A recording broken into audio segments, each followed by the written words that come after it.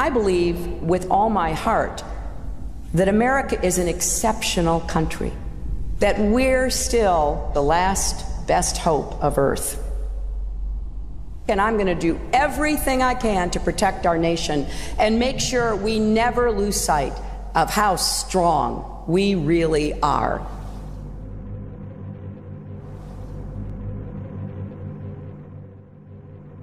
I pity a country that would come up against us. The synergy with air, land, and sea forces and our ability to control the battle space and seize the high ground is devastating. All countries respect the power of the United States and they respect how dominant we are in this region. And we get better and better and better.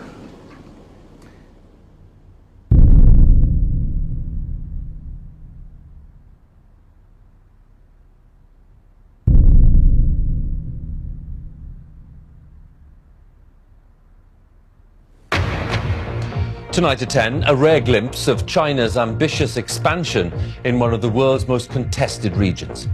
We report from the South China Sea, where the Chinese are warning off anyone who comes too close to their building program. We continue our look this morning at what China does not want you to see. The United States says the superpower is reclaiming land in the South China Sea. The fact that we're dealing with a situation right now where the U.S., has to be much more aggressive in dealing with the Chinese government. CNN has learned that the U.S. Navy is about to send a destroyer there. Let's go to our CNN chief. CNN got exclusive access to classified U.S. surveillance flights over the islands. The threat of China is becoming big news. The media is beating the drums of war as the world is being primed to regard China as a new enemy. China's alarming creation of entirely new territory in the South China Sea is one part of a broader military push that some fear is to challenge U.S. dominance in the region. China is building airstrips in the South China Sea on disputed islands condemned by an international tribunal. This is now a flashpoint for war between China and America. What is not news is that China itself is under threat. These American bases form a giant noose encircling China with missiles, bombers, warships, all the way from Australia through the Pacific to Asia and beyond. I mean, if you were in Beijing looking out, you stood on the tallest building in Beijing and looked out at the Pacific Ocean, you'd see American warships. You'd see Guam is about to sink because there's so many missiles pointed at China. You'd look up at Korea and see American armaments pointing at China. You'd see Japan, which is basically, Japan's a glove over the American fist. I think if I was Chinese, I'd have a little to worry about American aggressiveness. And we have China surrounded, and we're doing more all the time to try and keep it surrounded and deepen that containment of China. But China presents a fascinating case of a country that is independent, doesn't have foreign bases on its territory, growing very rapidly, not as rapidly now as it did for 30 years, but still the second-ranking economy in the world. We have an adversary. And that adversary is China. And that adversary, unless there is dramatic reform inside China, will be our enemy someday. One myth, I think really that needs to be dispelled is that somehow China's aiming to replace America and going to run the world. It's not. Well, first of all, the Chinese are not that stupid. The West, with its Christian roots, are about converting other people into their beliefs. The Chinese are not about that. It's just I'm not degrading the Western culture. I'm just pointing out the inherent nature, the DNAs of two different cultures. The Chinese 2,000 years ago built the Great Wall to keep the barbarians out, not to invade them. As the world's economic power moves rapidly to Asia, the response of the United States is to deploy the majority of its naval forces to Asia and the Pacific. This massive military buildup is known in Washington as the pivot to Asia. The target is China. The great power game in the 21st century is called perpetual war. For America's unchallenged arms industry, the annual prize is huge profits from almost $600 billion of military spending. Once an imaginary weapon on Star Wars, the electromagnetic gun is now reality. You're sitting here thinking about these next generation and futuristic ideas, and we've got scientists who have designed these, and it's coming to life. And the smartest weapons need enemies. As a Pacific nation, the United States will play a larger and long-term role in shaping this region and its future. I have directed my national security team to make our presence and mission in the Asia-Pacific a top priority. In one sense, is the US already at war with China? Yes, on the ground and in the air. The winner of the Nobel Peace Prize, President Barack Obama, has committed to trillions of dollars to our nuclear arsenal. He's committing trillions of future dollars to war in space. And we need an enemy for all this money, and China's the perfect enemy.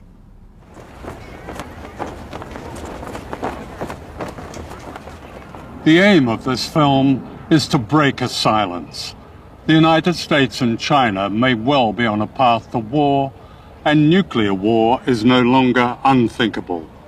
In a few years, China has become the world's second biggest economic power. The United States is the world's biggest military power, with bases and missiles and ships covering every continent, every ocean. China is a threat to this dominance, says Washington. But who is the threat? This film is about shifting power and great danger. It's also a film about the human spirit and the rise of an extraordinary resistance among people on the front line of a coming war, where the words "never again" have an urgent meaning for all of us.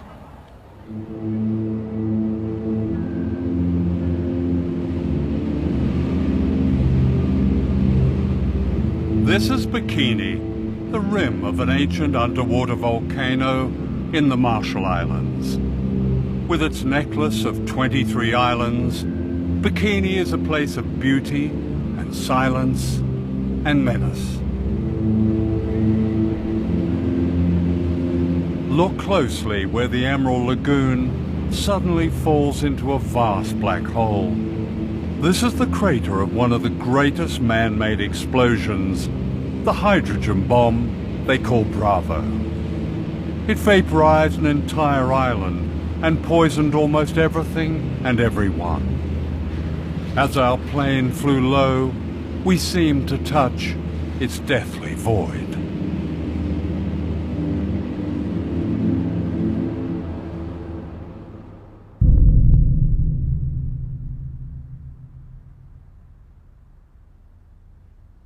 The Marshall Islands lie in the vast Pacific Ocean between the United States and Asia. Captured from the Japanese in World War II, they've long been America's strategic secret, its stepping stone to Asia and China.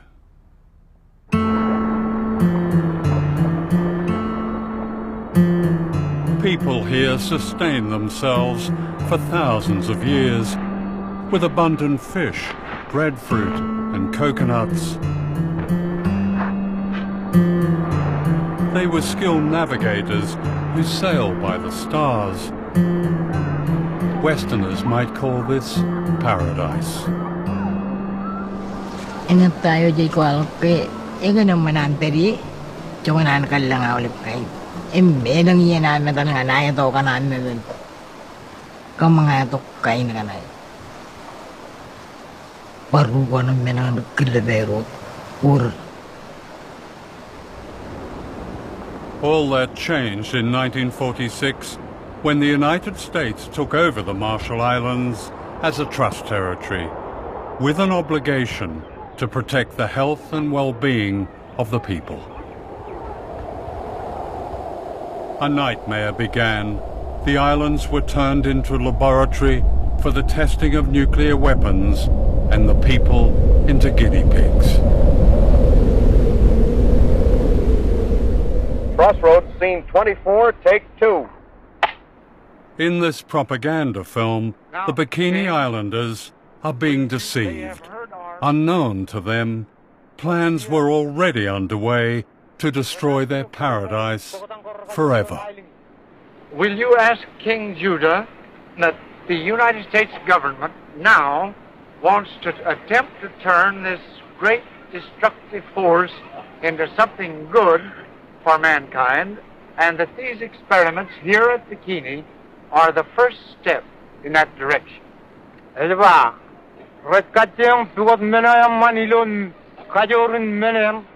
Tell him that's fine. Everything being in God's hands, it must be good. 87 ships take positions 3 miles off Bikini to suffer the shattering impact of the 5th atomic bomb. Here will be An armada of warships was assembled in Bikini Lagoon in order to blow them to bits.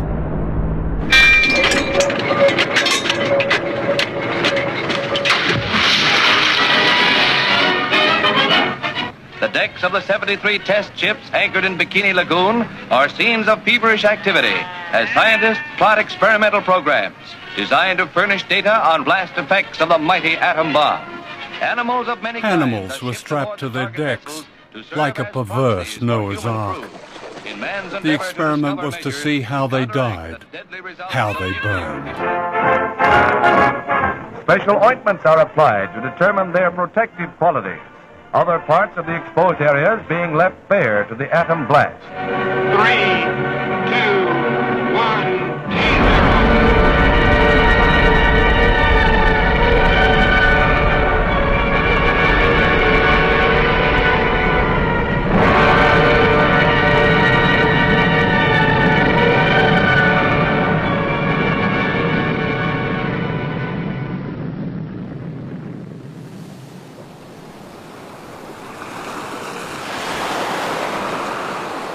Yo, ti bongo ng rane o may arod la kwamo yung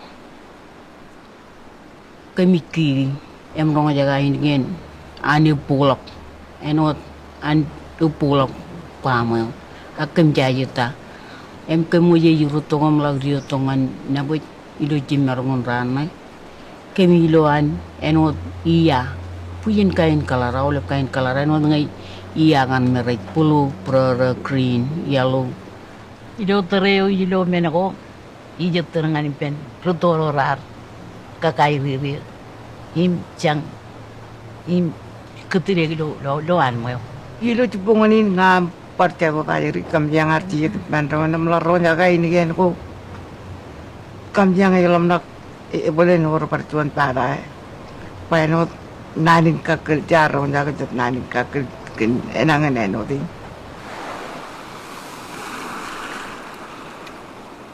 Being on Bikini today is disturbing ghosts. I struggle through the jungle to the bunker where they pressed the button at 6:45 on the morning of the H-bomb test. Now claimed by the undergrowth, it's like a subterranean temple to modern times. They drank milk-made powdered milk, smoked Lucky Strike cigarettes, and later this sign was erected that's beyond irony. It says, "Please leave this property as you find it. Thank you for your kindness and understanding."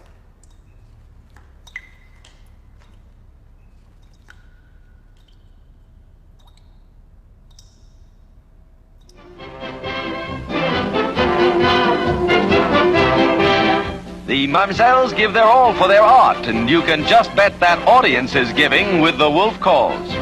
The Bikini, named after the atomic explosion in the Pacific. The Bikini was an explosion everywhere. In 1946, the Bikini swimsuit was launched to celebrate the nuclear explosions that had destroyed life on Bikini Island. The inventor of the Bikini, a Frenchman, made his fortune. Today, a bikini body is promoted in magazines as an object of desire and good health. The bodies of the people of Bikini and other islands are the most irradiated in the world. All these women have had thyroid cancer. Iwa kami ang alam tudo ilo ay wilalang. Emlalo puyinan mengo poda ko wandaldak. Yang alala ping pobo kami ang tudo. Ja pobo poda ba ngayon jowo para. Pobo mledon. Dor ngai bara lagi libang. Elin cetrana kala karbo dalak. Elang armi gerar temdak rartairia. Ilo pongoneo ajuri rorar dari yang mendang tereu. Elang rar panai. Today, Bikini is unfit for human life. Radiation poisons the food and water. Our shoes registered unsafe on a Geiger counter. The abandoned cemetery looks out to where the sun rose one morning, then rose again as apocalypse. The equivalent of one Hiroshima bomb was exploded in these islands every day for 12 years. A scarred beauty has returned to the island, but the people haven't. Exiled to barren islands, many of them starved. In 1968, President Lyndon Johnson told them it was safe to go home.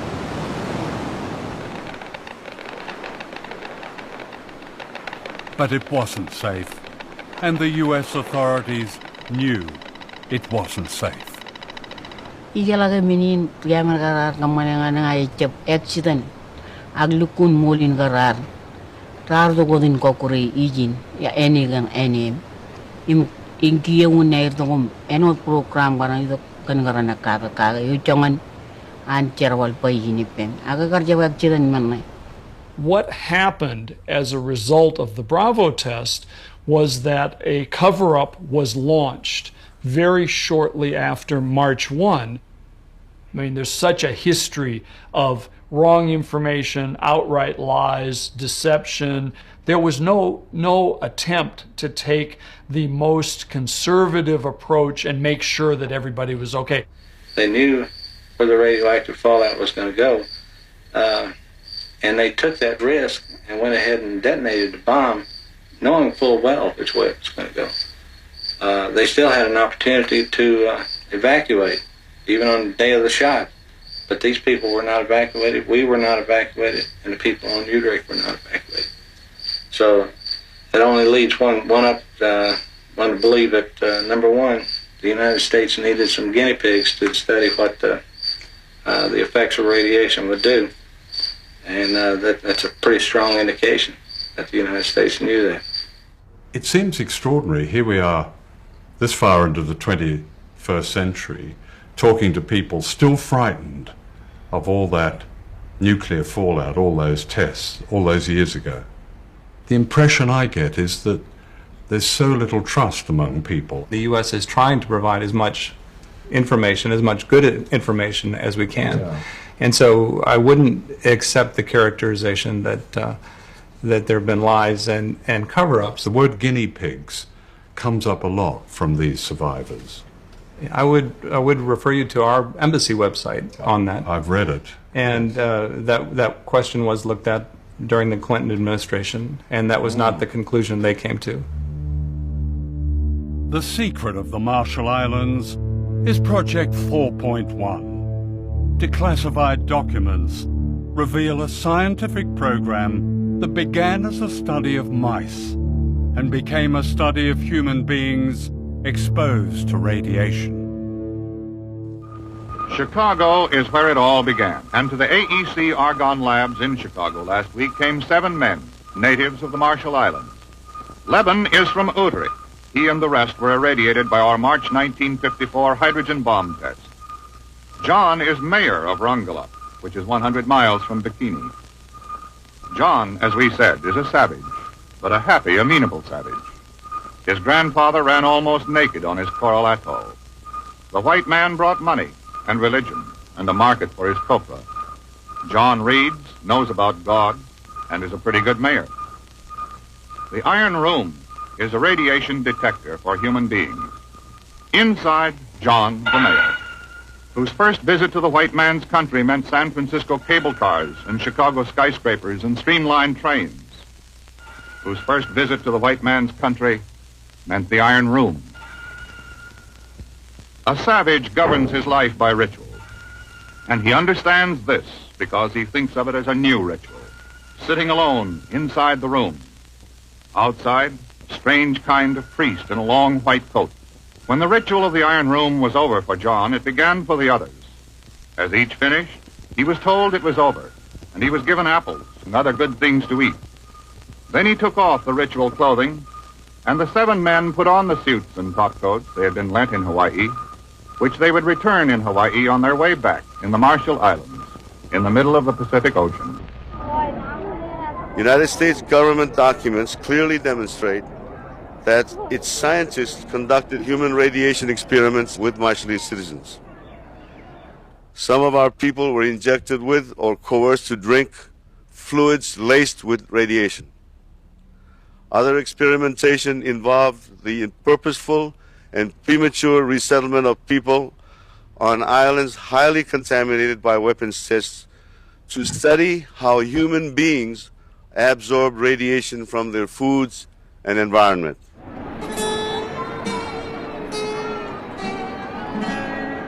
These people are guinea pigs. They are part of the experiment Project 4.1. They're being returned to Rongelap, an island 100 miles from Bikini, by the US Navy. They were told repeatedly it was safe to go home. This happy couple believed they were going home to safety. The man is John Anjane, the mayor of Rongelap, the happy savage from the Iron Room in Chicago. His wife is Majua, and this is their baby son, Lekoj. They had no idea of the horror that lay ahead. They are being returned to an island described by a US atomic energy official as by far the most contaminated place on Earth. He added, "It will be interesting to get a measure of human uptake when people live in a contaminated environment." The people of Rongelap remained on their poison island for 28 years as guinea pigs, the objects of regular scientific examination.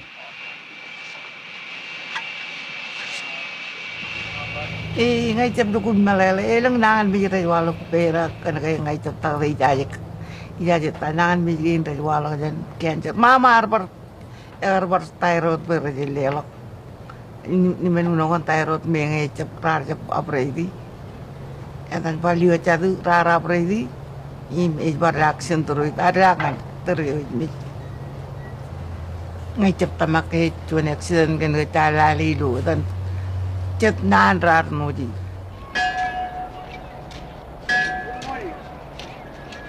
islanders pleaded with the US authorities to move them to safety as evidence emerged that the second generation, the children, were also poisoned.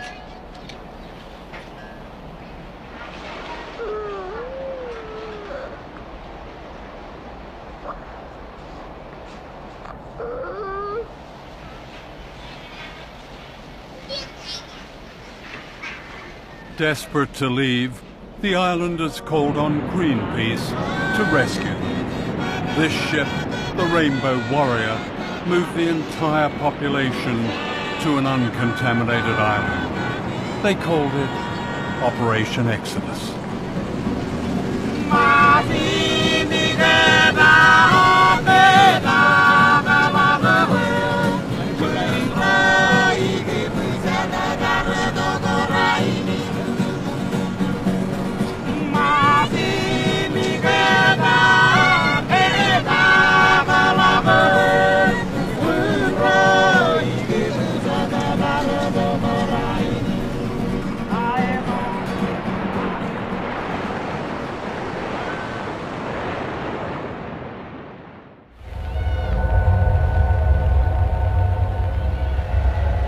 This is Dr. Robert Conard, a leading medical scientist of Brookhaven National Laboratories. Conard devoted his distinguished career to examining the islanders.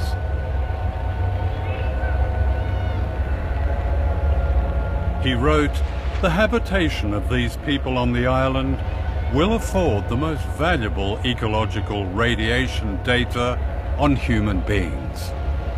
The various radioisotopes present can be traced from the soil to the food chain and into human beings."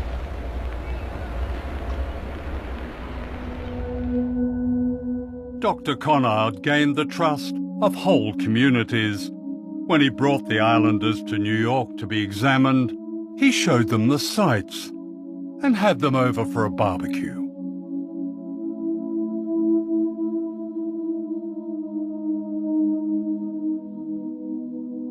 When John Anjane's son Lekoj died, aged 18, Dr. Conard sent the man they called a savage a sympathy card from your friend, Bob. In 1957, Majua Anjane was the smiling young woman seen here on her way back to Rongelap, unaware of the danger she and her family faced. This is Majua 28 years later, grieving the death of her son Lekoj from radiation poisoning.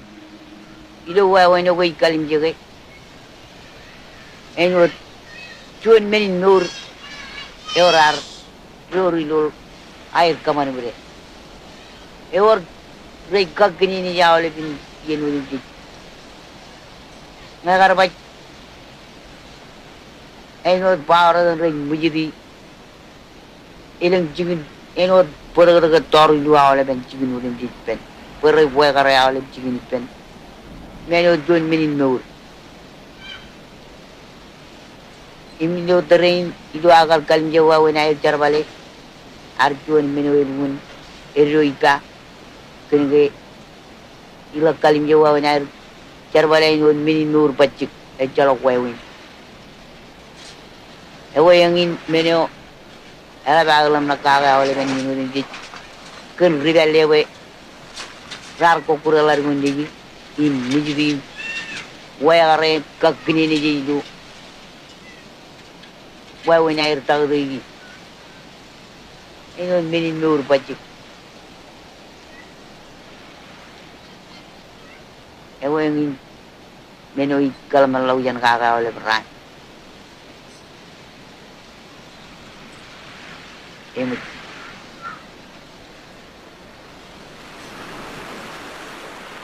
Like her son and her husband, Majua died from a virulent cancer.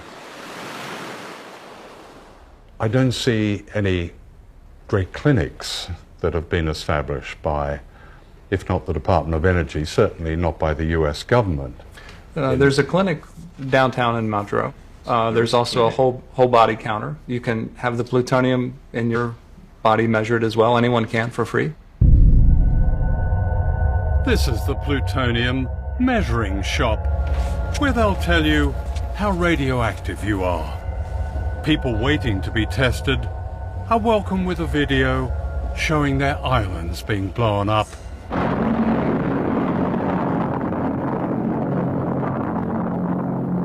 And this reassuring commentary. Yahweh Kong Aulip, Etaim Bill Jackson, Program Manager of the Department of Energy, DOE Marshall Islands Program.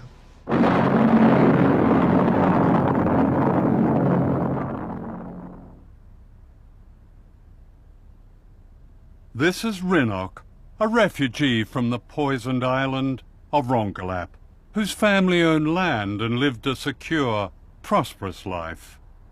Now she lives in a shack in the capital, Majuro, with her children and grandchildren.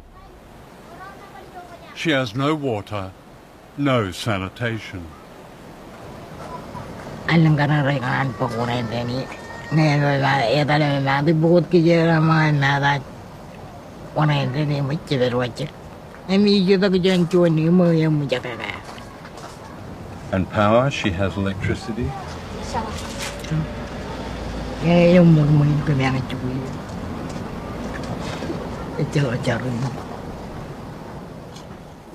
In 1986, the United States granted limited independence to the Marshall Islanders on condition that they accepted a mere $150 million compensation for the damage caused by nuclear testing. A claims tribunal was set up and soon ran out of money. An appeal to the US Congress more than a decade ago still awaits a reply. Icap karir ngarai menen merong penglalu na yana kalabai kedolai ranai per uyaki mangai.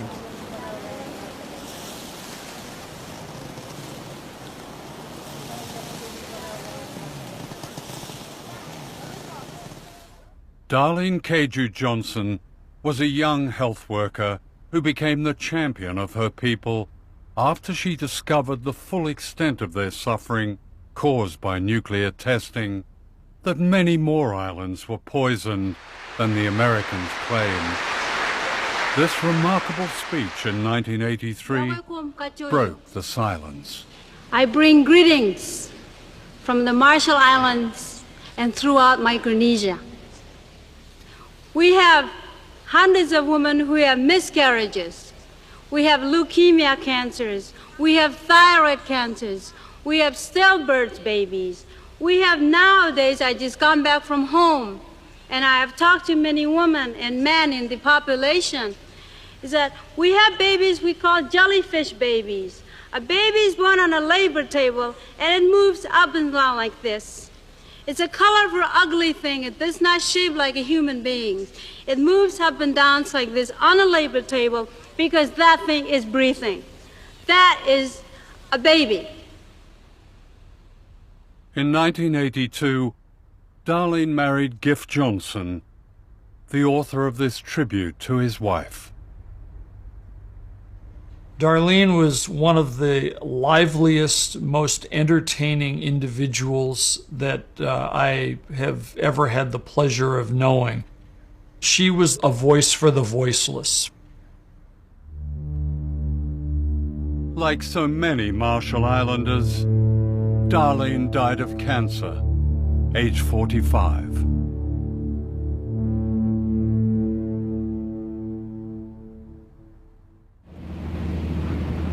This is the largest of the islands, Kwajalein, occupied by one of America's most important and secretive bases. Known as the Ronald Reagan Test Site, it's a missile launch pad that commands the Pacific Ocean all the way to Asia and China.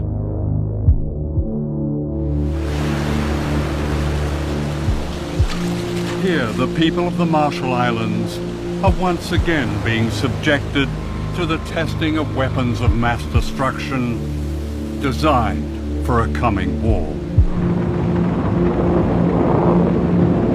The base is part of a remarkable plan known as Vision 2020. Devised in the 1990s, its aim is described officially as full spectrum dominance. This means control of all land, sea, air, cyberspace, and space. 5, 4, 3, 2, 1, ignition.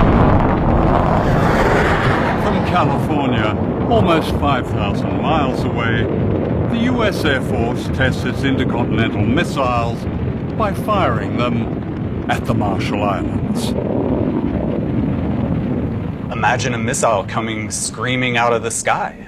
It's absolutely terrifying. I think that there's really nothing that I can imagine that would be more terrifying than this. And we're talking about devices that any one of them could go off course.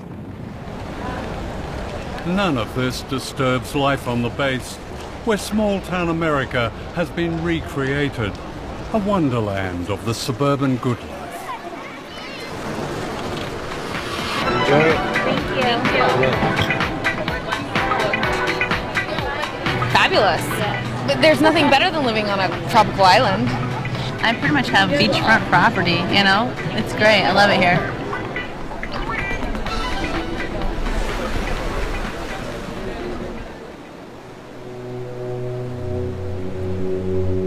Just across the bay is Ibai Island. Known as the slum of the Pacific, more than 12,000 people live here on a strip of land less than a mile long.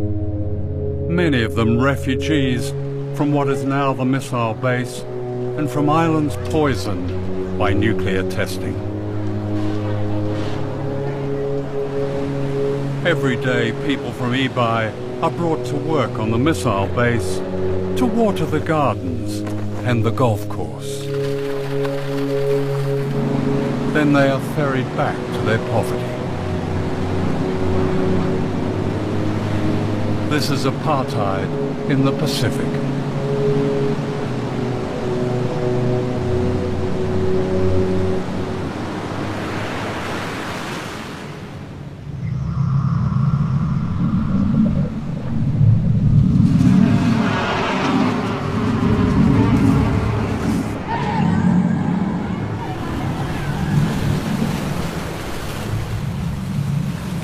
Ibai needs a lot of things. What? Medicine, Getting medicine. education, and job.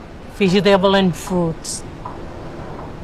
Vegetable and fruits. Yes. Here we are, it's a tropical island, and you need vegetable and fruit. Yes. Fish, vegetables and fruit were once abundant on Ibai. Today fish is contaminated by toxic pollutants, says the Environmental Protection Agency. Now the only food most people can afford is processed and imported. They have the highest rate of diabetes in the world.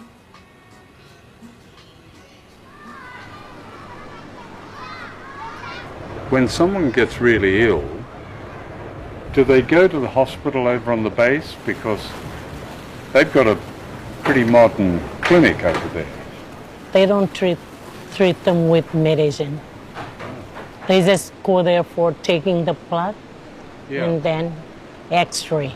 So what happens when somebody is seriously ill? They cannot do anything. The most consistent example given is the example of the Ronald Reagan missile site and Ibai next to it. On the Ronald Reagan missile site, there's a vivid example of the United States, golf courses and swimming pools and all kinds of amenities. Right next to it is what is called the slum of the Pacific. It's a challenge. Ibai is in great need right now. We've talked about infrastructure. One of the projects the U.S. is working with our Australian colleagues and with the Asia Development Bank is a sewer and water project, desperately needed for Ibai. Ibai is overcrowded, the schools need repair. Actually, the U.S. military did a survey back in the 70s and found that the sewers didn't work and the water didn't run and the electricity wasn't there. It only happened not all that long ago. They found almost exactly the same thing. Why hasn't that been fixed? There's complete agreement that Ibai should be a priority, and not only because of the current activities of the Ronald Reagan Space and Missile Defense Site, but there's also now an additional component that is providing for global security, and that's the Space Fence project by the Air Force. Every missile fired on the Marshall Islands by the U.S. military costs $100 million each. This derelict school bus is the only one on Ibai. They can't afford to replace it.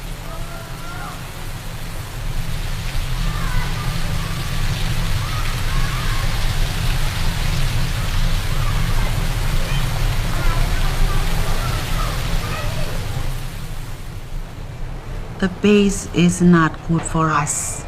The people of Marshall Islands, we have no need for it. It's being used to test missiles to fire at countries like China. Yes, and anywhere else if they want to. What would you like to see happen there? I want our land back.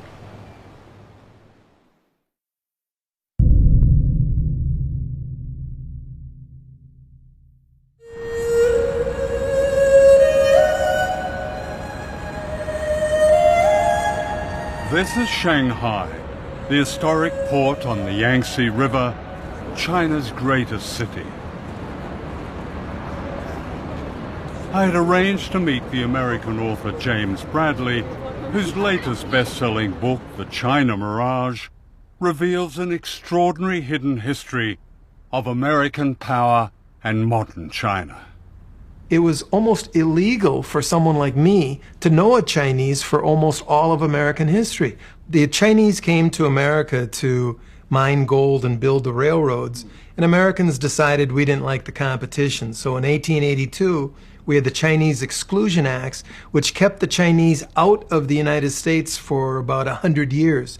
So you have the largest population in the world that can't come to the United States. So at just the point we're putting up the Statue of Liberty saying we welcome everybody, we were erecting a wall saying we welcome everybody except those Chinese.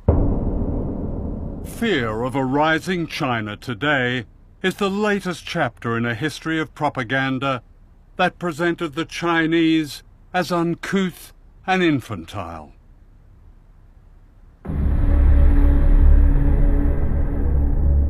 To Western popular and political culture, the Chinese became the yellow peril, and racial stereotypes bore the constant theme of fear and threat. Boris Karloff as the evil Fu Manchu, his passion for power twisting his brilliant mind as he revels in the horrors of human sacrifice and torture. Behind the mask of Fu Manchu. This caricature of an entire people concealed another agenda: opium.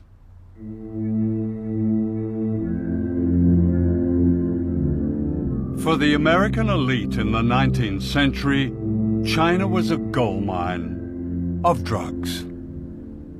Warren Delano, the grandfather of Franklin Delano Roosevelt, was the American opium king of China. He was the biggest American opium dealer, second to the British. He welcomed the first American ship into China to help out with the opium wars.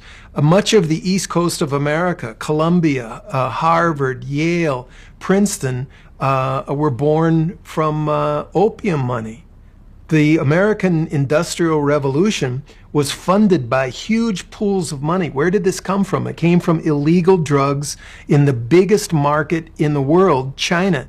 Let me get this right. The grandfather of arguably the most liberal president, Franklin Delano Roosevelt, was a drug runner. Yes, sir. Franklin Delano Roosevelt never made much money in his life. He had public service jobs that were very lowly paid, but he had yachts, he had summer homes, he had mansions in New York City. The kids went to private schools. He inherited a fortune from Warren Delano, his father, who was the American opium king of China. If you scratch anyone with the name Forbes in their name, John Forbes Carey, Secretary of State John Forbes Carey. That's the present Secretary of State. Yes, sir. You'll find opium money. His great-grandfather was an opium dealer. How big was opium money? Opium money built the first industrial city in the United States, Lowell, Massachusetts. It built the first 5 railroads in the United States. Opium money all over the East Coast, but it wasn't talked about. It was called the China trade. And if you go to various museums, you can see teas and silks exhibited, and they keep quiet about all that big opium money. In the scramble to get opium money, China was invaded and colonized by Britain and the other imperial powers. Foreign armies grabbed whole swathes of China. This is the American army in Tiananmen Square, Peking, in 1900. Great cities like Shanghai were taken over and declared concessions, and foreigners lived a life of privilege and luxury amidst terrible poverty imposed on the Chinese.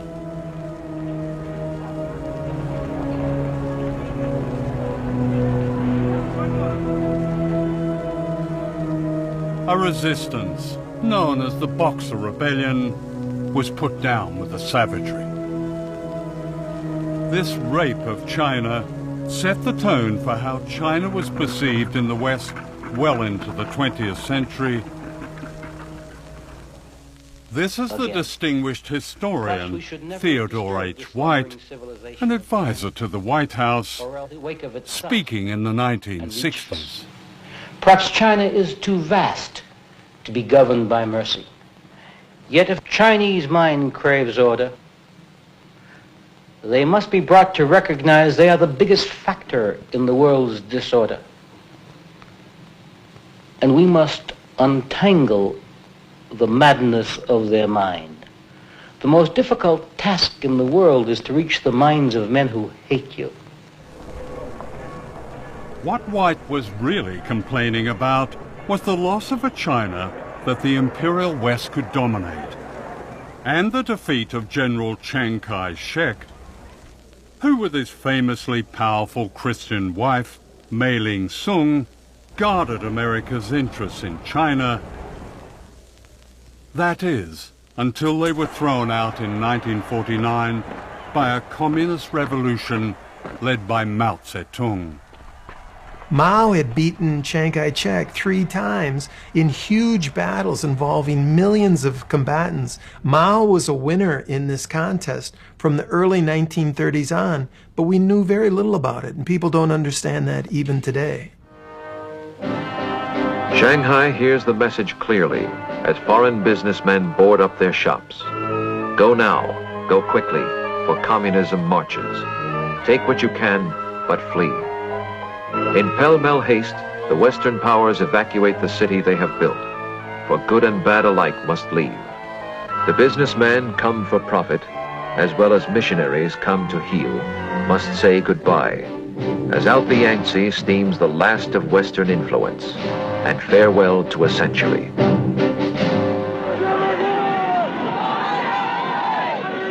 Even today, it's difficult to understand the paranoia ignited by Mao's revolution. As we look at China on the map, we can see that China is the basic cause of all of our troubles in Asia. I believe that for the sake of our safety, it is necessary to be prepared for the possibility of a Chinese missile attack on the United States. One of the myths about Mao is that he was an implacable enemy of the capitalist West.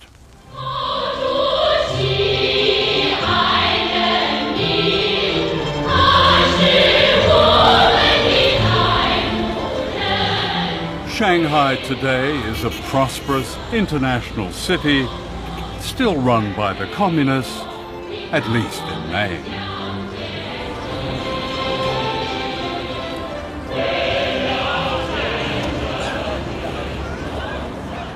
When I was last in China more than a generation ago, the loudest noise was the tinkling of bicycle bells. Mao had just died, the streets were dark, the universities were closed.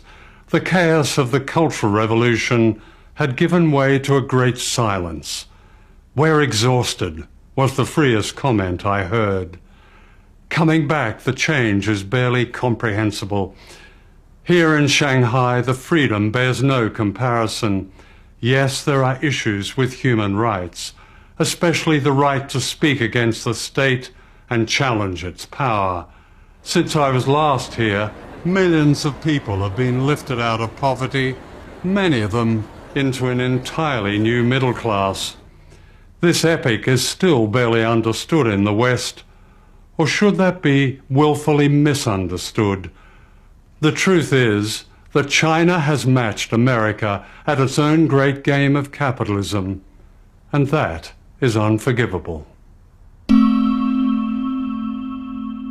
One measure of China's new capitalism is the Uran Rich List. This league table of China's mega-rich is published by Rupert Hugenworth, an old Etonian whose Chinese name is Huran. He's received many awards, including China's Man of the Year. This year, 2015, has probably been the most extraordinary year of wealth creation in the history of China again.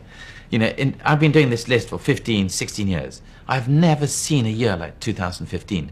You know, normally for £200 million or $300 million, we find, say, about 800,000 people. This year, 2015, it's doubled. There'll be more dollar billionaires known about in China than in the US. So the US, up until now, has been the leader in terms of business, you know, the most successful business tycoons in the world. China 2015 will have overtaken the US, so amazing.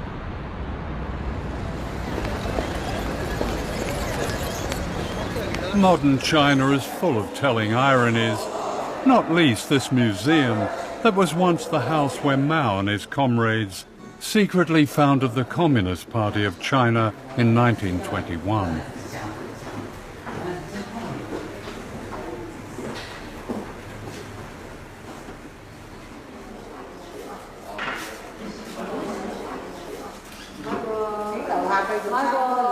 Today it stands in the heart of an exclusive, very capitalist shopping district.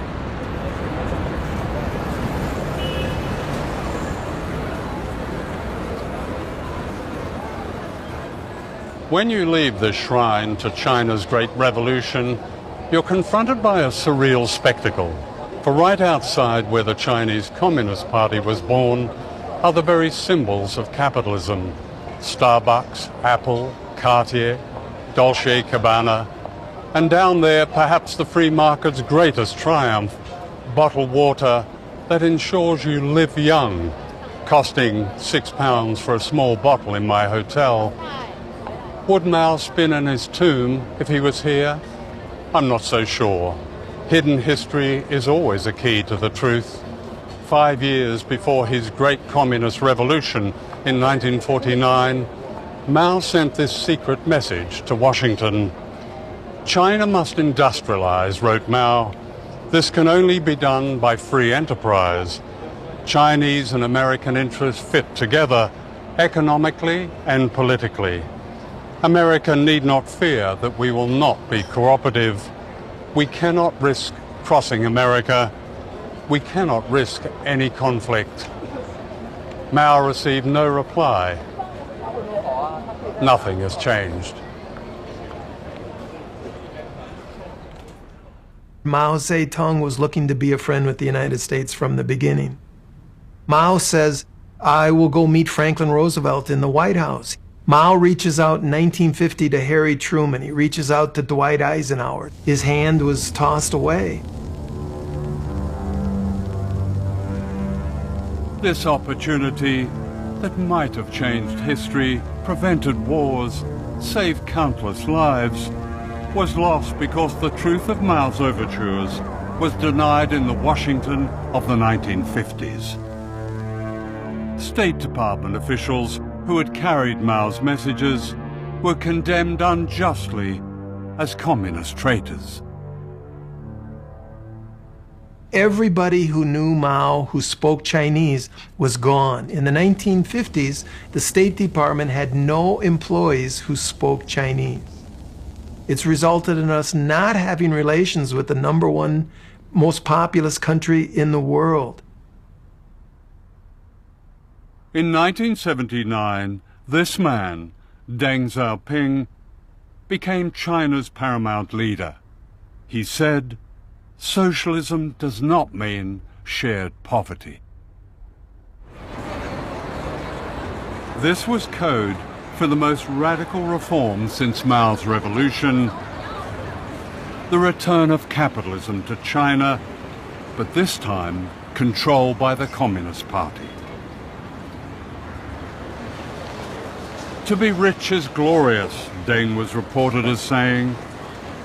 America was now threatened by the emergence of a vast image of itself.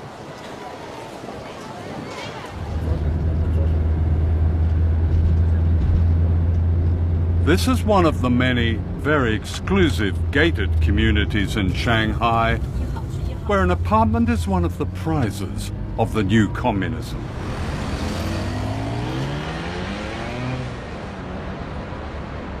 I had arranged to see Professor Zhang Weiwei, a close aide to the late Deng Xiaoping, the man who changed China.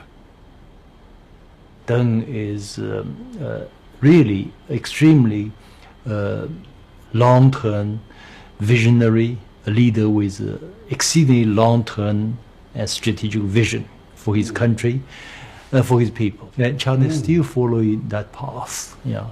Actually, this is really a tradition from China's long history.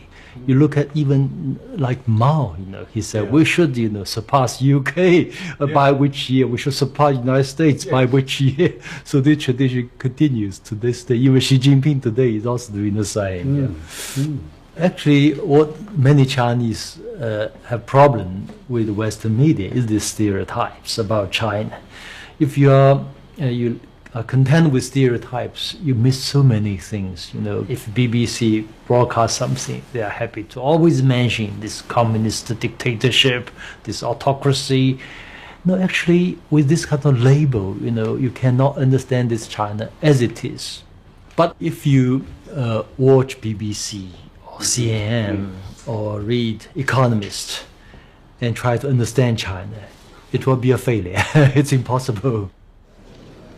Multiple parties fight for political power and everyone voting on them as the only path to salvation to the long-suffering developing This is Eric Lee, a Shanghai entrepreneur, educated in America, and typical of a new, confident, outspoken political class. Now in China, there are a lot of problems, but at the moment, the Chinese, the party state, has proven an extraordinary ability to change. I mean, I make the joke how in America you can change political parties, but you can't change the policies. In China, you cannot change the party, but you can change policies. So in the 65 or 66 years, China is being run by one single party, yet the political changes that have taken place in China in this past 66 years have been wider and broader and greater than probably any other major country in modern memory. So in that time, China ceased to be communist. Is that what you're saying? Well, China is a market economy, and it's a vibrant market economy, but it is not a capitalist country. Here's why. There's no way a group of billionaires could control the Politburo as billionaires control American policymaking. So in China, you have a vibrant market economy, but capital does not rise above political authority. Capital does not have enshrined rights.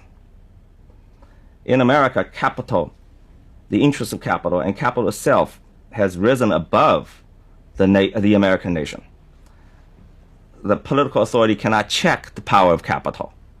And that's why America is a capitalist country, but China is not. This is the ironic title of a best-selling book by Zhang Lizhe, a journalist and critic who lives in Beijing. Many Americans imagine that the Chinese people live a miserable, repressed life with no freedom whatsoever. That's not quite true. If you speak to many ordinary Chinese people, they will tell you they feel their life are quite free. Some 500 million people being lifted out of poverty, and some would say probably 600 million people. That's a great achievement. For many Americans, the yellow peril has never left them. I think there's the fear about China. Of course, there's the fear of China's rapid rise, but it also has a lot to do with China's the label as a communist state. China's objectives are modest. Compare with their weight. They're not trying to run the world. They're not even trying to run Asia Pacific. I think they want to keep America from dominating the Asia Pacific. So they have what they believe is their rightful place in Asia Pacific because of long civilization, long history, and their size. So their objectives are really modest compared with their capacity. The wealth, the new wealth in China, they often say this is the product of self-made entrepreneurial skill. Yeah. But is it not also the product of the exploitation of people at the bottom? What are known in China as migrants, but they're not really migrants, they're Chinese. If you really, go to talk to these migrant workers, you will find quite surprisingly, over the past 5 to 7 years, they have experienced a greater income increase than any other social groups. China is not a class society. But China is a class society. These are the homes of migrant workers, people who build and service the new China.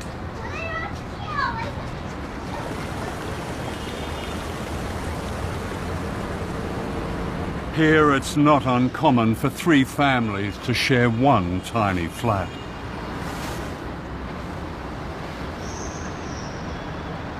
You would associate a socialist country with equality, but unfortunately, since the reform has started, China has become one of the most unequal societies in the world. The income gap is widening. Government, I feel, have retreated some of the responsibilities, left the market to take over, but the market does not always treat women kindly. Some private companies, they would just refuse to hire child-bearing age women. And sometimes when women become pregnant, they will sack them because they don't want to pay the maternity leave. And in fact, the income gap has grown much bigger between men and women.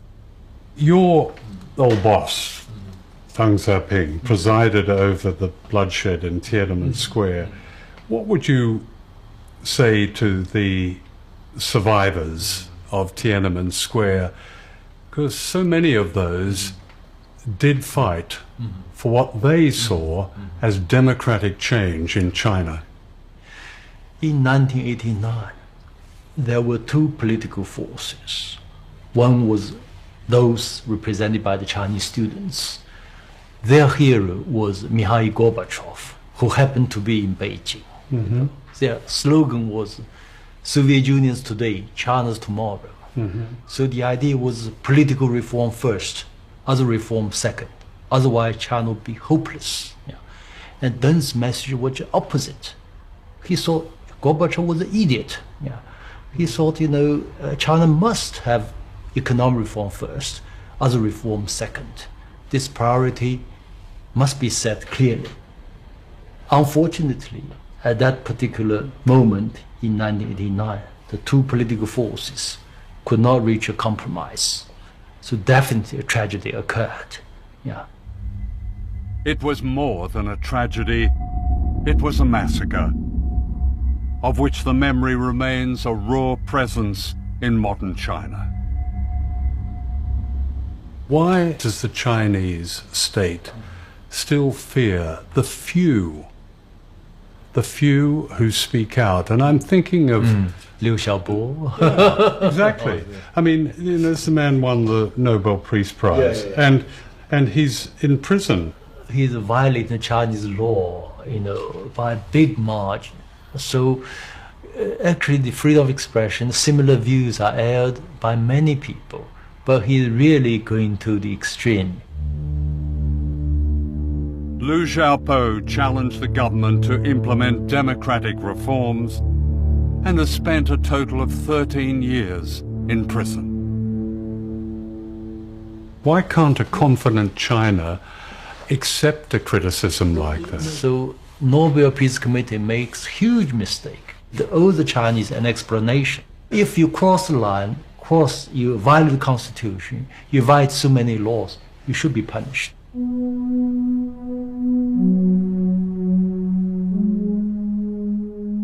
And yet in China today, the spirit of protest and dissent lives on in different forms. In 2015, strikes and community protests and activism reached record levels. This resistance is seldom reported in the West. So there are lots of protests in China. Typically, for example, land being grabbed by officials for commercial development, and the farmers are not being compensated properly. Yeah. But the farmers now know more aware of their rights, so they protest. Or young workers from the factory, they demand a better wage or better working condition. But many of the protests, they are economic driven, not political driven. They are regional, not nationwide. So this kind of things will unlikely develop into real movement, or so-called, you call that revolution. Yeah. So the Mao's revolution was the last revolution? Well, never say never.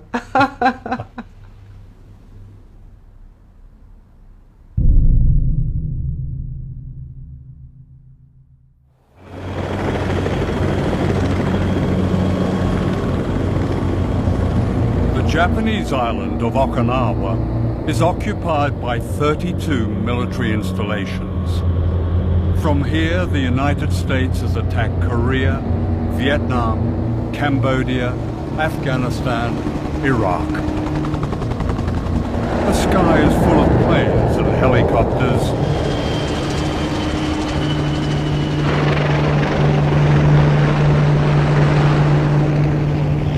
Wherever people go, they are fenced in and told to keep out.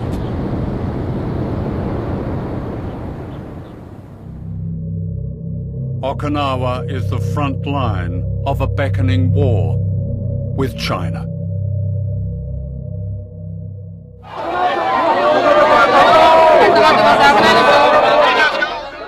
Aged 87, Fumiko Shimabukuro is one of the leaders of a non-violent resistance that's challenging Washington's pivot to Asia.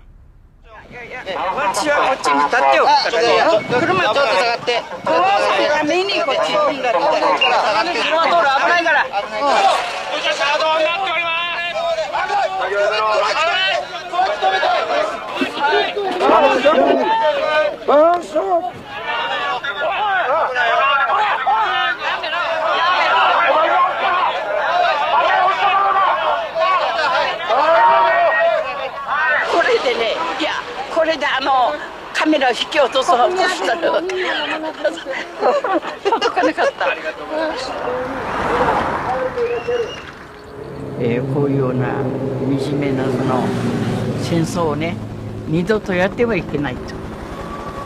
で、そのためには私はその生きて何をすべきか、基地を一つでもね、なくすのが私の仕事で。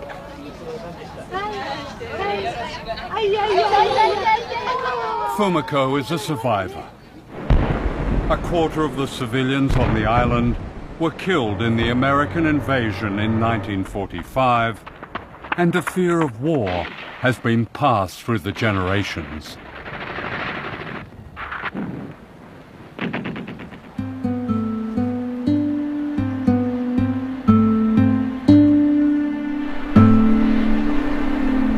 Today, those who witness these horrors live in a place of extraordinary beauty, surrounded by coral reefs and a unique marine life.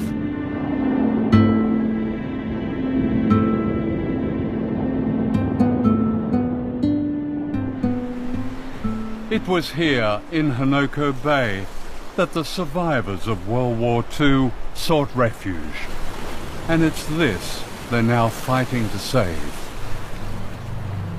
It's an epic struggle that pits these island people against the greatest military power on Earth.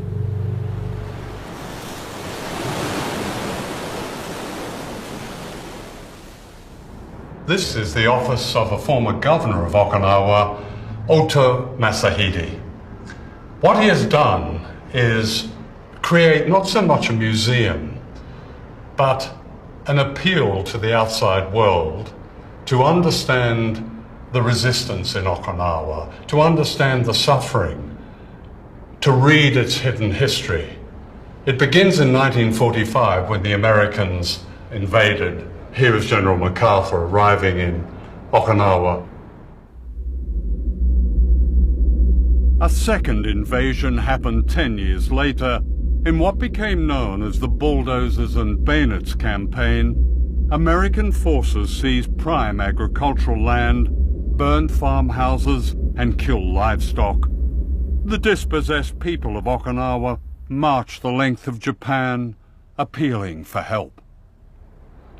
This wall is devoted to a resistance in Okinawa that never ceases.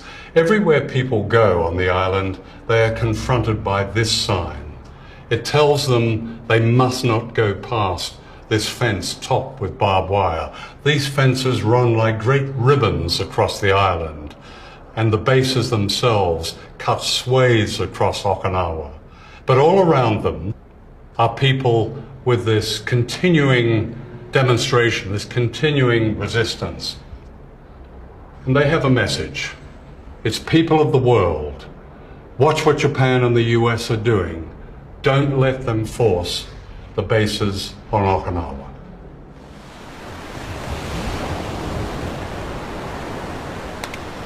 そしてね、沖縄はずっと戦後ずっと基地はもうこれ以上の基地負担は嫌だと言ってきたことを日本政府はアメリカに対してはっきりものを言っていない。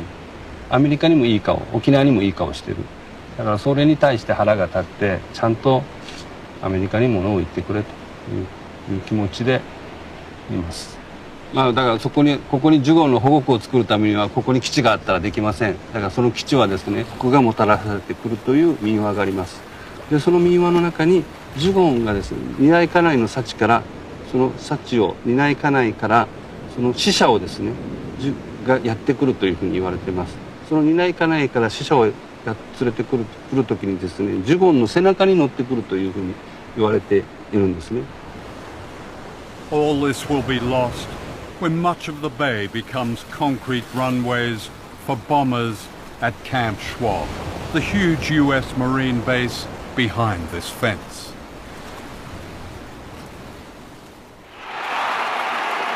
In 2014, Okinawa elected a new governor, Takeshi Onaga, who won by a landslide on one issue, stopping the new base at Hanoka.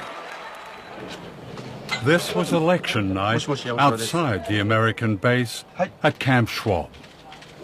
あ、明日見です。こんばんは。はい。ありがとう。ありがとう。ありがとう。やったー。や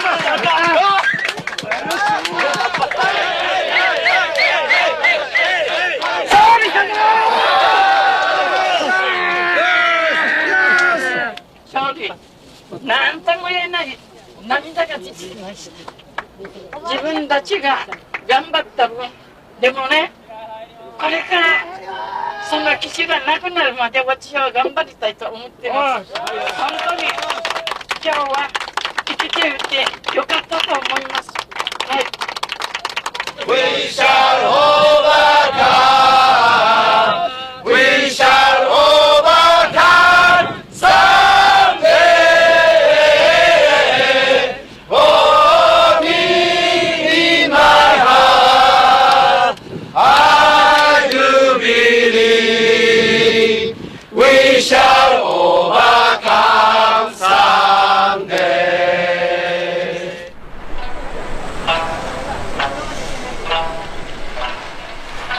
The New Year's celebration of their victory was bittersweet. The government in Tokyo resented this unprecedented challenge to its authority. The issue is now in the Japanese courts.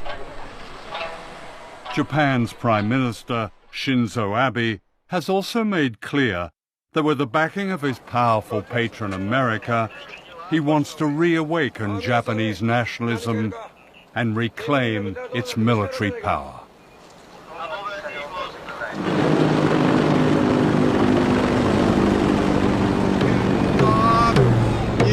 Show While we were filming this ceremony outside the base, on a day when people paid respect to their departed loved ones, giant American helicopters circled above us, intimidating as always.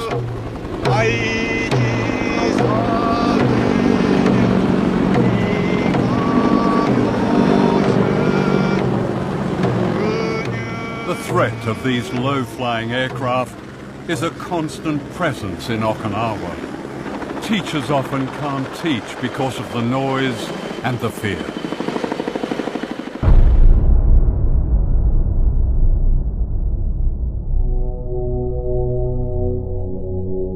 This was the carnage when an American fighter crashed into a primary school after the pilot had ejected to safety.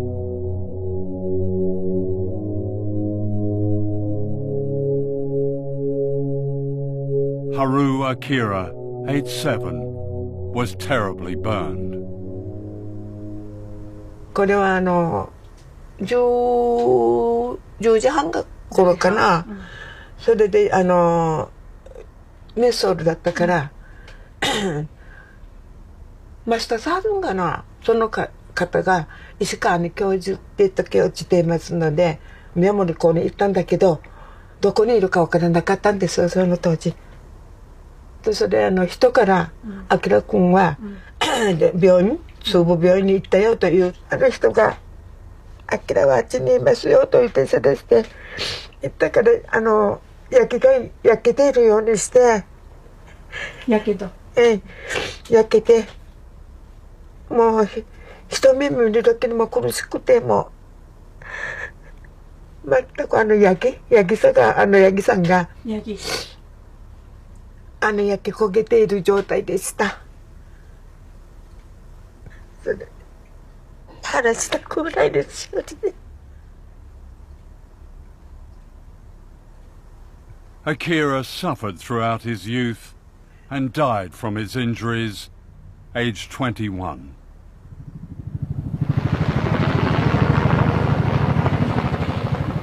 Another tragedy waits to happen on Okinawa. US military aircraft have been involved in 44 accidents on the island. The latest threat is this hybrid plane, the Osprey, notorious for its safety issues.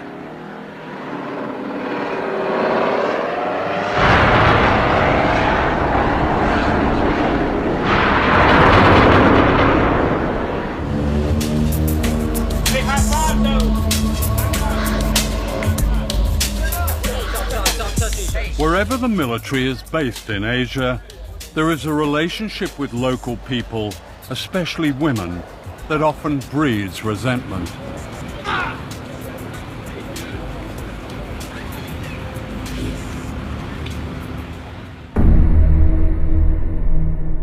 In Okinawa, this resentment ignited a riot in 1970. Scores of American GIs were pulled from their cars, which were set alight. For Washington and its compliant ally in Tokyo, it's this kind of insurrection that they fear.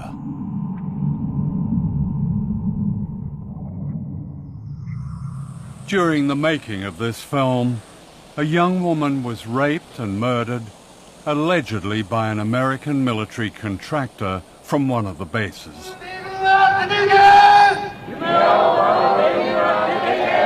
It was the latest of thousands of cases of violence, and it brought massive crowds into the streets, demanding an end to the military occupation of their country.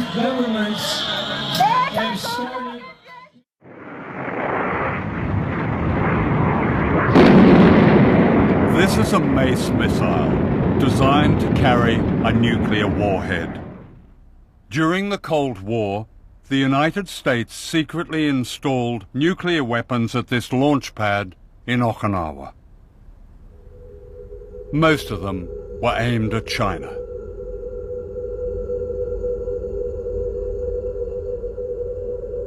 Today, the nuclear missile site is run by a Buddhist organization, the Soka Gakkai, as a peace museum. In 1962, the atomic weapons loaded on the missile was almost launched. They're almost launched? Yeah. According to the spokesman of this military base, said they were ordered to prepare, then received second order to stop it. One of the American servicemen whose job was to fire the Mace missiles has since revealed that China was a nuclear target during the Cuban Missile Crisis in 1962. We were told that we had to launch all the missiles, but we only had one missile headed towards Russia, and we did not see why we should have to involve the other countries. The captain suggested that everybody crack the doors open, so it would take less time to launch a missile if the doors were cracked open. One of the launch crews was on the point of firing their missiles when a duty officer suspected the order was false. The launch officer on the B side was told to send 2 men over there with .45s and to shoot anybody that tried to launch until the situation was resolved.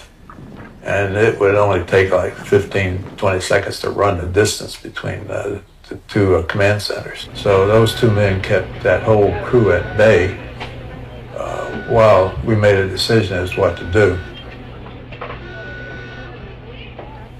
And it wasn't very long, maybe 2 or 3 seconds later, where a very nervous major came over the intercom issuing the stand down order.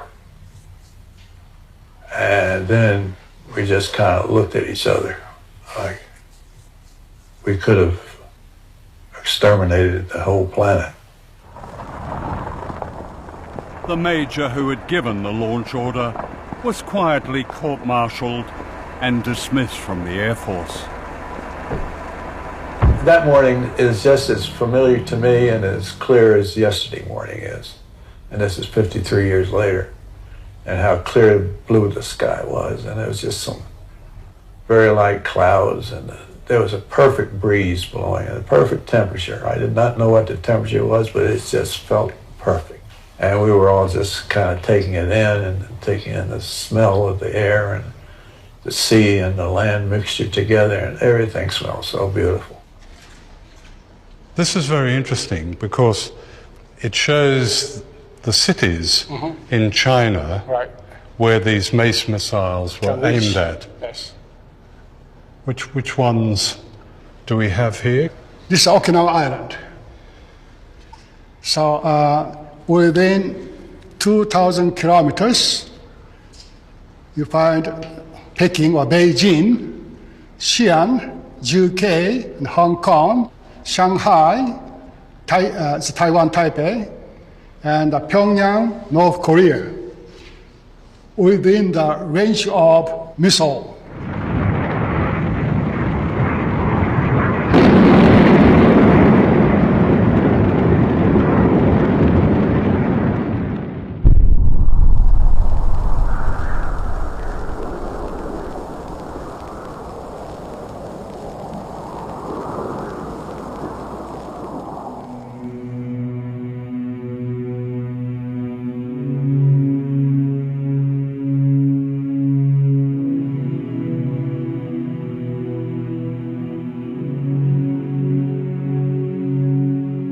This is the work of the Okinawan sculptor Kinjo Minoru. It's a tribute to the suffering and resistance of the people of this island.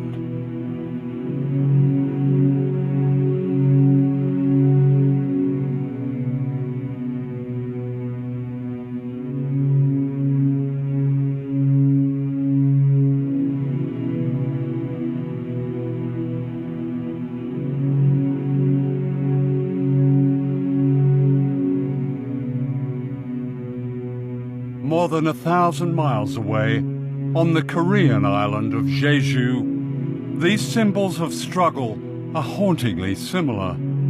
The work of Korean sculptor Ko Gil-chun represents another fight of island people for freedom.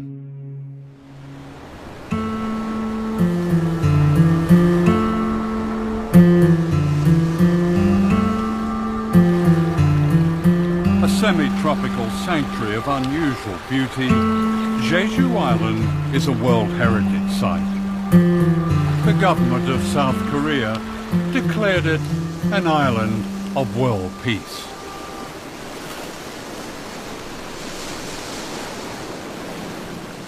But on this island of peace has been built one of the most provocative military bases in the world, less than 400 miles from Shanghai.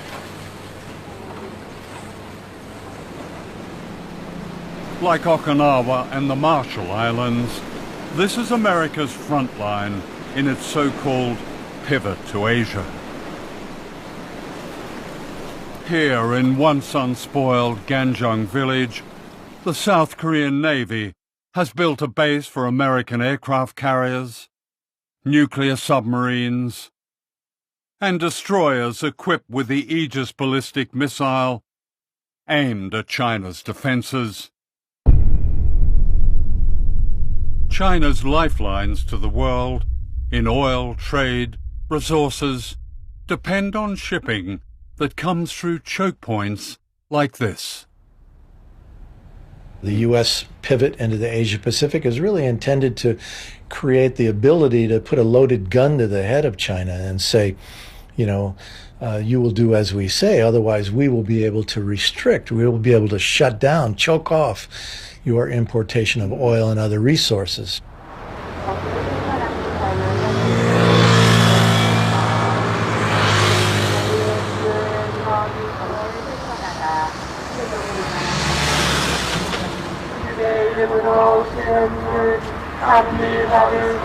For 9 years, every day, often twice a day, these Catholic priests have staged a mass that blocks the gates of the new military base on Jeju Island.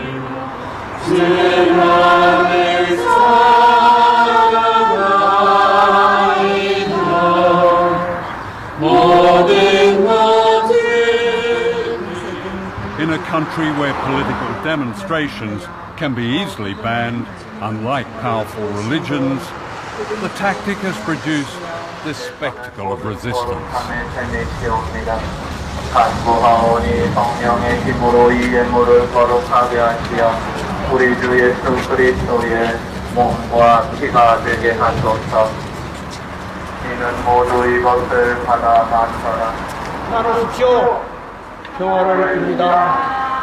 Father Moon Jong-hoon has led the fight to stop the base being built, and several times suffered serious injury.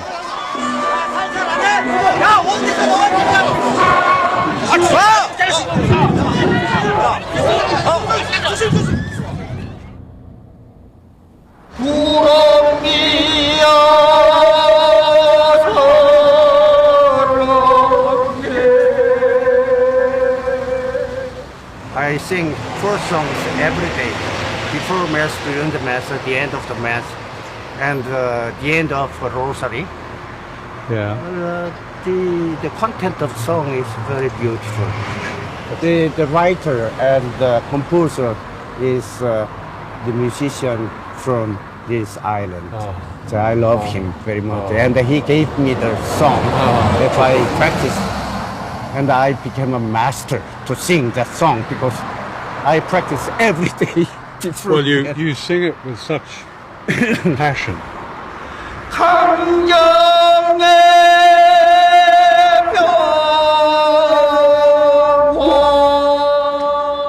Sometimes we just wait. Typhoon, typhoon struck. Do you sing then? Do you have a mass when the typhoon strikes? Oh yes, during this, no exception. What will happen if this base becomes operational? They have destroyed the environment, destroyed the life of villagers. No, we should be witness of that oppression and violence, you know. Why do they do it? Well, they'd like to rule the Pacific area, whole area, right? They'd like to make China isolated in this globe. Yeah. You know?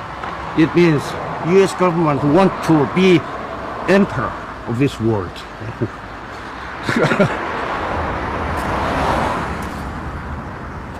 Meanwhile, a Quaker called Mr. O joins them with his own ritual of protest, accompanied by an artist called Wildflower.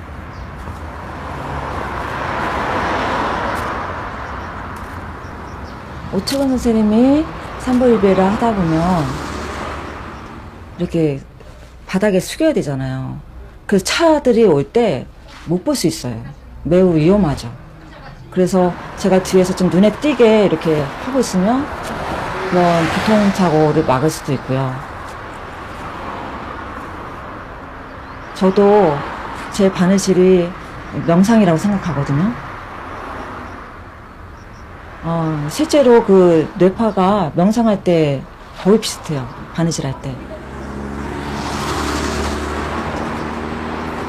저는 저 해군기지가 명백하게 미국의 전쟁기지라고 생각해요. 그래서 배치와 더불어서 우리나라 한반도 남쪽, 전쪽, 서쪽으로 미군 기지가 들어있어요. 그래서 저는 이 제주가 마지막 이 이 서해안 쪽으로 전쟁 벨트를 지었는데 그 벨트의 맨 마지막이라 생각을 해요. 그 당연히 이거는 중국을 겨냥하고 있기 때문에 중국과의 분쟁 또는 이쪽 동북아의 평화를 정말 위협할 수 있는 그런 기지라서 이게 가장 큰 위험이라고 생각을 해요.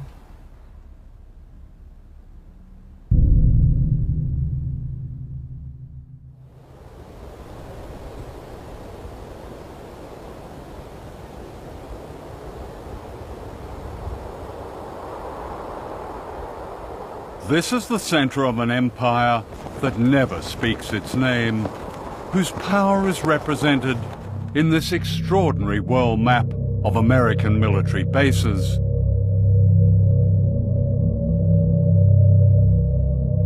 "4,000 bases in the United States, almost 1,000 bases spread across every continent. The archipelago of empire, the bases that we have around the world hidden in plain sight, are the real territory of our empire. But at the same time, we maintain independent governments in Japan or South Korea or Germany. They don't have autonomy when it comes to foreign policy. So it's a very sophisticated and effective system whereby we pat ourselves on the back for helping to midwife democracy in Japan and Germany and South Korea and various other places, while keeping the lid on in that we don't know what these countries would do if they were fully independent. And the beauty of this system is that most people pay no attention to it at all. They think it's just a natural occurrence to have 50,000 American troops in Japan. There's no country that has better anti-imperial cred than the United States, and we are not trying to recreate the glories of the British Empire. We're arguing that the world is round. We have a global policy, and all nations have global rights. No ocean has ever been dominated the way the U.S. dominates the Pacific. Navy and Air Force. They claim in the Pearl Harbor headquarters of the Pacific Command, they claim to be responsible for 52% of the Earth's surface. And when you look at their logo, it shows an eagle over the Aleutian Islands with one talon coming down somewhere near Seattle and the other coming down right over Beijing. So Beijing looks at a network of bases, a real archipelago of empire that's been built up since the Korean War. You have had, and still have, an arc of bases that start in Australia and go through the Pacific. We have no bases in Australia. You have Pine Gap, you have Darwin, and you have a new facility in Western Australia. No, to speak precisely, we have no military bases in Australia. What we do is operate with and in Australian bases. Yeah. But we're not in the basing business nowadays. There's a growing collection of what are referred to as lily pad bases. These are bases that have typically 200-300 troops, no family members, very few amenities, and are often quite secretive. They're bases that are frequently constructed within a foreign country's base to disguise it, and generally are not referred to as bases. Many of these bases have been set up to combat China's worldwide economic influence. From these bases, the United States operates a secret army in 147 countries. If you're going to be a free country rather than give in to every gangster regime in the world, you're going to have to take a risk, because those gangsters, they want to eliminate good people in the world so they can and in China they want to dominate all of the Far East. They want to dominate, just like Japan wanted to before World War II. Their goal was to dominate that part of the world. Today, because there has been no political reform in Beijing, these guys want to dominate a huge chunk of the planet. Twilight struggle. Andrew Kurpenovich served on America's National Defense Panel. He's a military strategist and war planner. You've written that airstrikes and naval blockades have a role to play in punishing China. You've described the need for sea mines. You've described the need for special forces, US special forces, and missiles placed in islands. This sounds like a preparation for war.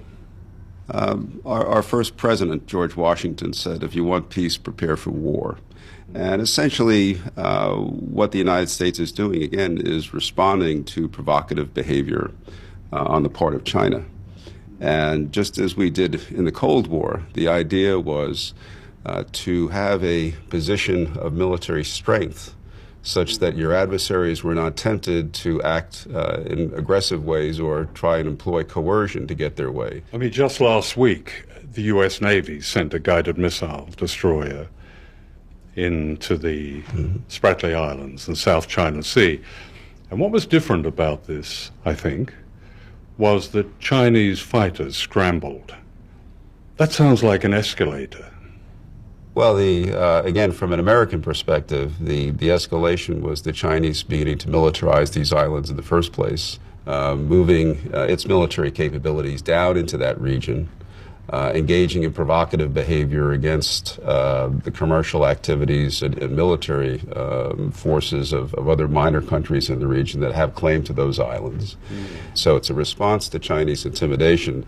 Excuse me, how is commerce being intimidated in the South China Sea? There have been no military forces, no military bases there.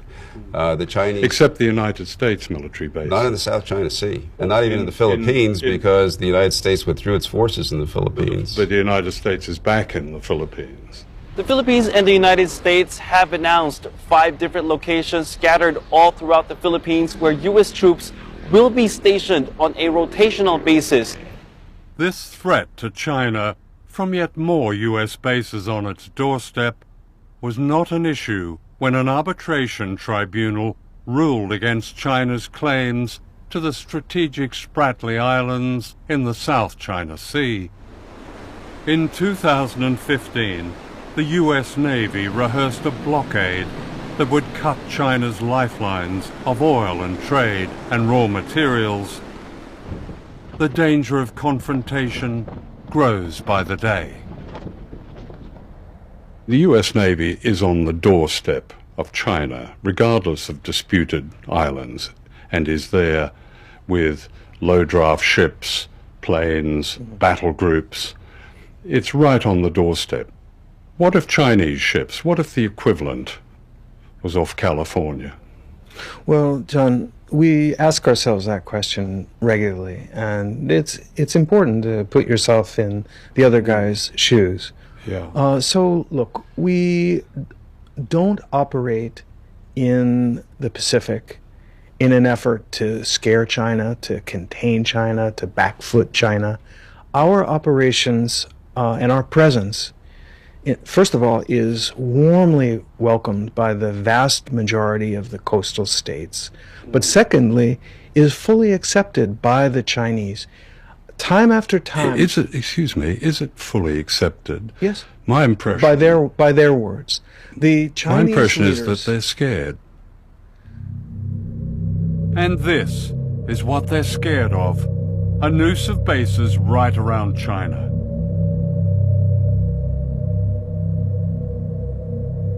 Missiles, bombers, drones, warships. A provocation of war. Today, I state clearly and with conviction America's commitment to seek the peace and security of a world without nuclear weapons.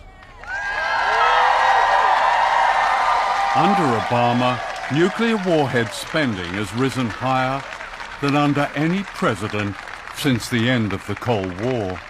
It's all a magician's show, because at the same time that Obama is talking about that, not only is he spending $1 trillion to modernize U.S. nuclear forces, but he's deploying these missile defense systems to encircle Russia and China, which makes it impossible to get rid of nuclear weapons in that climate.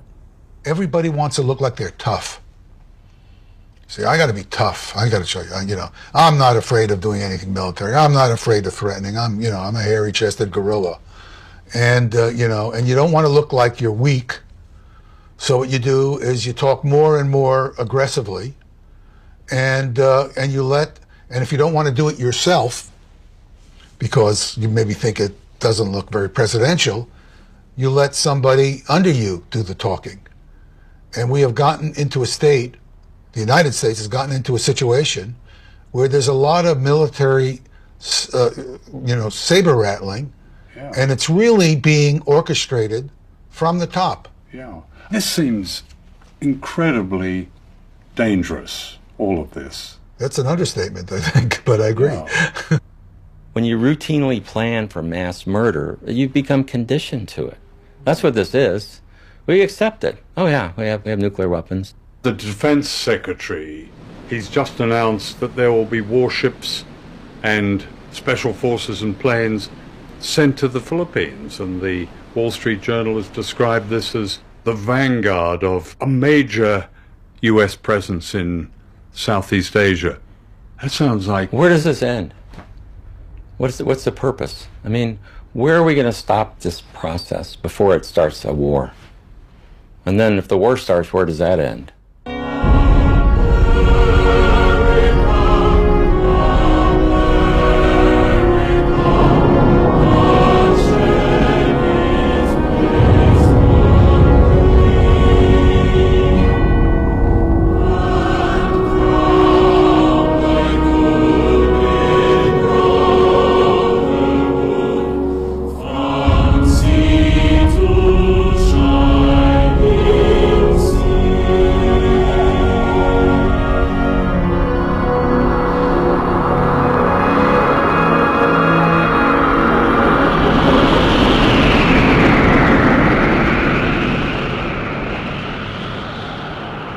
The scientific studies that I teach by the scientists that predict that the Earth can be made essentially uninhabitable from nuclear war, the scientists have been begging the Obama administration, well, they wouldn't say begging, but they've made multiple requests to meet with them and discuss these predictions because they're peer-reviewed studies, and they've been turned down over and over again. They've been peripherally told that, well, we don't think the long-term environmental consequences of nuclear war are all that important if the immediate effects of nuclear war don't stop it. But the long-term environmental consequences of nuclear war are liable to wipe out the human race. In one exchange, nuclear exchange between the US and China, what could be the consequences? Well, let me just give you an example of what one Chinese 4 or 5 megaton warhead would do to a city in the United States. If it got through, the detonation of that weapon over a city would instantly ignite about 600 or 700 square miles on fire. And within 20 to 30 minutes, all of those fires would coalesce into a single gigantic firestorm. There would be no escape from it, so all the people there would perish. So the U.S. with, say, hundreds of nuclear weapons on Chinese cities. Well, when you combine all the smoke from these nuclear weapons detonating. It actually creates millions of tons of smoke, black carbon smoke, will rise above cloud level into the stratosphere. It's heated by the sun. It acts like a solar collector. And that smoke, because of that, will stay there for 10 years or longer. And what the smoke does is it blocks warming sunlight from reaching the surface of the Earth. And it becomes so cold in a matter of just a couple of weeks that the temperatures will fall below freezing every day for 1 to 3 years. And it will become too cold to grow food crops for at least 10 years or longer.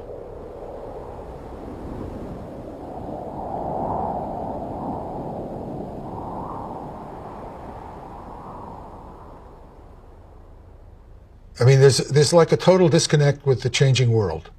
You have a giant rising power, in this case China. Why would you expect a giant rising power to not want to have more control over its destiny? What we should be doing, in my view, is trying to cultivate a sense of friendship and cooperation, and we can have our differences with them. If we think they're doing something in trade that we don't like, let's have it out with them. But this saber rattling is the worst thing we can possibly do.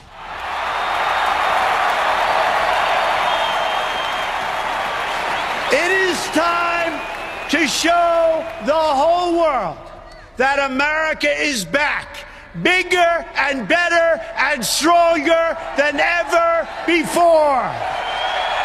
We don't have victories anymore.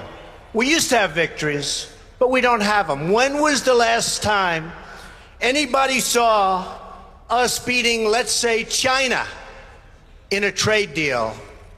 They kill us. We can't continue to allow China to rape our country, and that's what they're doing.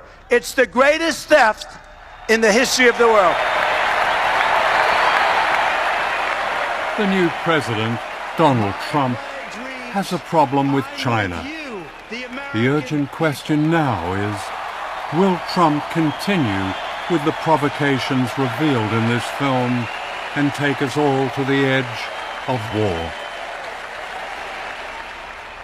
There never have been two countries more interdependent on each other than China and the U.S. in history. And China is the largest trading nation in the world and in history. So China's economy and their society and their lives are linked to the entire world, including America and the West and all the other countries. So I think interdependence between these two countries and among all the nations of the world speak to peace.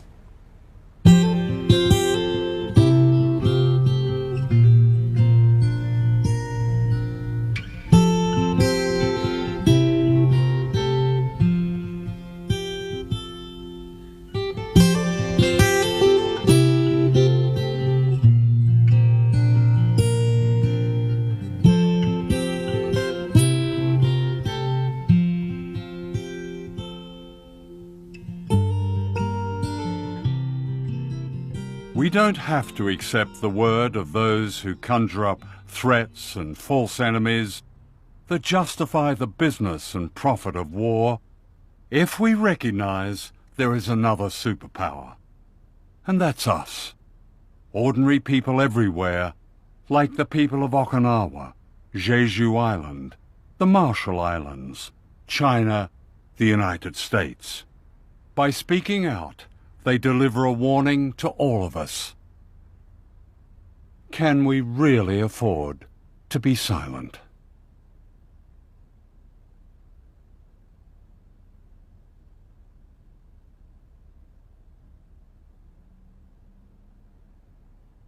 We'll meet again.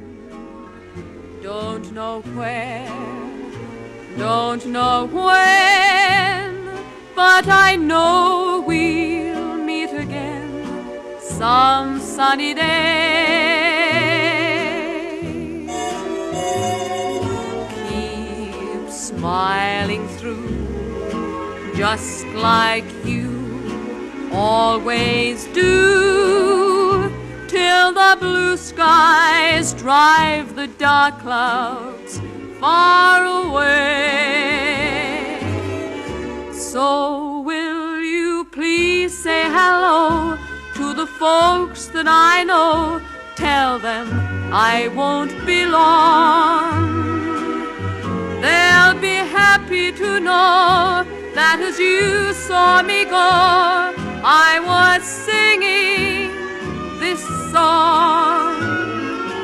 We'll meet again, don't know where, don't know when, but I know we'll meet again some sunny day.